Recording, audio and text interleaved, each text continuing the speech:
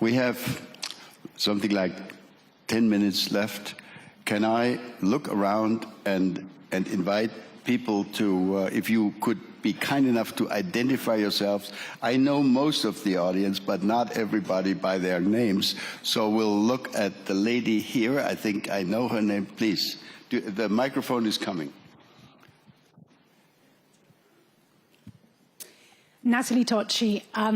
Question to the two senators. I'm just wondering if you could help us interpret a little bit what we heard yesterday. So up until yesterday, and I think the gist also of this panel was very much based on, and I think the Secretary General of NATO was reflecting that, on the one hand, Europe is attacked, starting from Ukraine, but not ending with Ukraine, so Russia, we get that. And the United States is, let's say, less interested in European security and certainly expecting Europeans to do more. We get that too. Now, what we heard yesterday was, I think, something different, which is actually this US administration is very interested in Europe, but it's interested in dividing Europe, in weakening Europe. So can you perhaps persuade us that that is a wrong interpretation? Thank you. Okay. Lindsay, you get to do this one. Can we maybe take one or two more and then go back to the panel? There was one way back, lady back in the back, yeah. I think that's Svetlana, yeah, right. Yes, Svetlana Zelishuk, Ukrainian politician. First of all, dear speakers, thank you so much for your leadership in supporting Ukraine. We very appreciate it.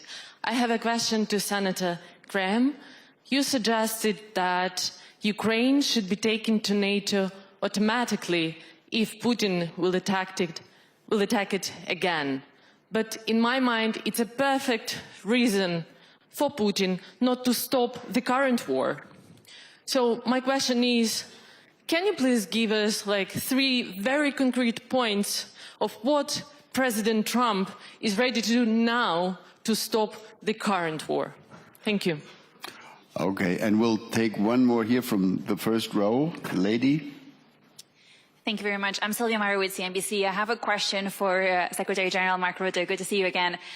I just would like to understand, where do you think we're going to land in terms of the next ceiling for defense spending? Because, yes, we're talking about this, but let's not forget the fiscal position for many European countries is very weak at this stage, including for France. Thank you.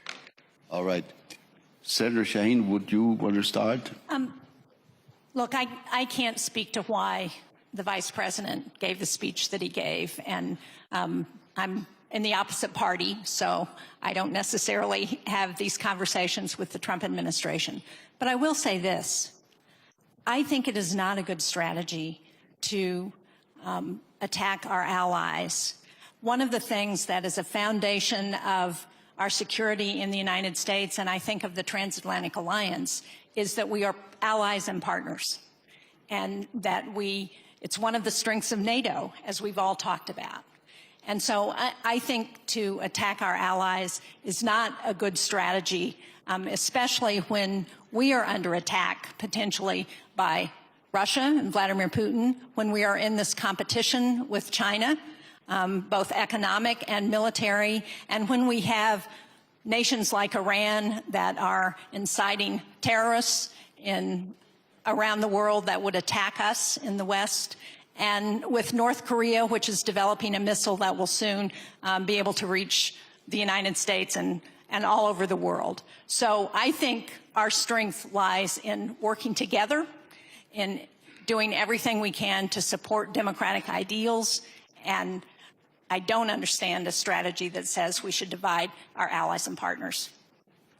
Thank you. What I like most is that Europe never criticizes Trump. You need to get Fox. So the point he's trying to make is that if you were at this conference this weekend, you thought it was Trump's fault that Ukraine got invaded. No. When he was president, they didn't get invaded because Putin's scared of Trump.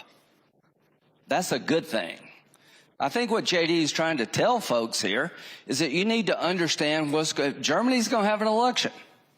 There's going to be a pushback in Germany about out-of-control migration. The AfD, You know, making them go away is not the answer. Dealing with their underlying problem is probably the answer. Brexit. How did that happen? Too much. People feel like too much. You know, our society's changing too fast in all the wrong ways. I think that's something you need to hear from America. And I'm glad he said it. Now, as to Ukraine, the most important decision we will make as a group is how this war ends. Do you agree with that? If we don't get this right, there goes Taiwan. Question, should Japan be in NATO? Should South Korea be in NATO? Think about it. If we don't get it right, there goes Taiwan. If we get it right, we can reset and make the world a more stable place. Trump's the best person I know of to get it right because Putin's afraid of it. In 2008, Georgia, 2014, Ukraine, 4 years of Trump, nothing to Trump. You didn't start this war, but you got to end it. And you better end it well, because it will be your legacy. And here's how to end it well. Not to humiliate Putin, but to make sure it never happens again. Integrate our economies. I urge you to do a mineral agreement with Ukraine so we'll have something of value and defend so the American people understand why Ukraine's important beyond just an idea. I'd urge you, Mr. President, in the next decade, sell them all the weapons they need, made in America, good for us, good for them, to make them so strong nobody in their right mind would do this again. I would urge you, Mr. President, if we can't reach consensus on NATO now, that we put on the table, Putin, if you don't want Ukraine in NATO, don't invade them. Because if you invade them, they're going into NATO. And if President Trump said that, it would be earth-shattering. So we got a chance here to end this war in a fashion to deter future aggression, because Xi will get away with as much as he can, as long as he can. And NATO needs to be thinking about what role should we play in Asia, if any. You've opened up an office. But I am worried that if we don't get Ukraine right, there goes Taiwan. I think if we get Ukraine right, that's the biggest thing we could do to help Taiwan of anything else. If we spend more now on the mutual defense of NATO nations, that will be seen by Xi as a warning sign that we're not going to take it anymore. I'm tired of worrying about being provocative to bad guys. I want them to fear us. If you don't fear Donald Trump, you're a little bit crazy. Thank you. I agree. He is watching. And if we don't play this well, he might try something in the Pacific, which would destabilize the whole region. You're totally right. And we have to get this right. It has to be a good deal. To your question. Yes, Trump, when he came on board, President Trump in his first term, he has very much been pushing for the Western Europeans to pay more. And he was successful. Because after 2014, the Welsh pledge, not a lot happened. It only started to take up after he became president. And there was a second impetus to doing more when Ukraine was invaded by Russia. So he is right that we have to do more, because it is simply not fair if Europeans, NATO countries are paying less for their collective defense than the US is paying for that. Because the US would also like to lower its taxes or to spend more on education or whatever you want to spend it on. And if the argument cannot be that we are so poor here, we are the richest part of the world, the money is there.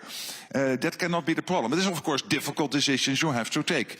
But you are right that, of course, you have to do it not only because President Trump thinks it's fair, but because we have to realize that we have to defend ourselves. And we cannot defend ourselves in 4 or 5 years. We would stick to the 2%. What we now have in NATO is a process in place by which we come to joint conclusions on what the gaps are in terms of long-range missiles, in terms of our armies, in terms of our air and missile defense, in terms of our military mobility, and that will lead you to a number which is much, much more than 2%. The decision we will take as soon as we have agreed on those targets, but we are getting there. I assume we will do that in April, May, but it will be a number much more than 2%, and I have needed sometimes personal protection inside the room, if I made that point, with some of my European colleagues, but luckily now 2 months onwards, I'm getting more and more support that is needed, that people see this, and of course they are still worried about how to find the money. And by the way, not only a new number, but also a credible path. not just saying we will do it and then nothing happening after Wales. No, we need a credible path. And then to the defense industry production again, we have to ramp that up, including getting the latest innovations, etc., in the marketplace. And to the defense companies, I would say, I know you want 10-year contracts. That is absolutely impossible in the US system and in many other systems. But there is so much money floating around. Get in your extra production lines, get in your extra shifts. And to all of you, I would say, if you have a bank account or if you have a pension, go to your bank, go to your pension fund and tell them there is a small difference between, on the one hand, illicit drugs and pornography, and on the other hand, investments in defense. But you still have to tell them that. So please help me there. Great. I know you, Secretary General, have to go in like 1 minute, but let me push you on the path that you just mentioned. Are you prepared to offer to the audience your own thought on what kind of time frame you're looking at? Let's assume in 2025 we decide on 3.5, whatever %. By when? We have to do it fast. You have a certain issue of absorption because you have to get the production up and you have to find the people. So probably you can take steps of 0.2, maybe 0.3% a year, but it means that you can get there fast. And it has to be credible and it will be tracked and traced. And I will be on the phone, and if you don't listen to me, I'm sure there will be somebody in Washington, a very nice man, calling you if you are not delivering on your commitment. Great. Let's give a round of applause to a great panel.